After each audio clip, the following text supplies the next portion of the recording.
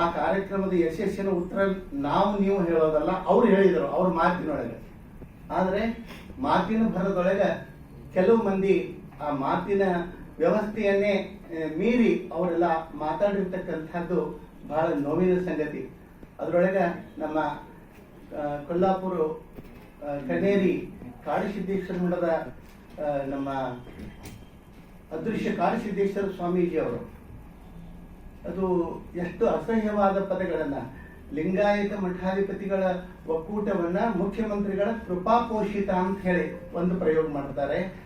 ಆನಂತರ ಲಿಂಗಾಯತ ಇದು ಬಸವ ಸಂಸ್ಕೃತಿ ಅಭಿಯಾನ, ಇದೊಂದು ಕಲಾವಿದರ ತಂಡ, ನಾಟಕದ ತಂಡ ಅಂತ ಹೇಳಿ ಇದನ್ನೆಲ್ಲ ಹೇಳ್ತಾ ನೀವು ಆ ಮಾಧ್ಯಮದೊಳಗ ಒಂದು ಕ್ಲಿಪ್ ತಮ್ಗೆಲ್ಲ ನೋಡಿರ್ಬೇಕು ಅನ್ಕೋತೀವಿ. ಅದನ್ನೇನ ಇಲ್ಲಿ ತಮ್ಗೆ ಬೇಕಂದ್ರೆ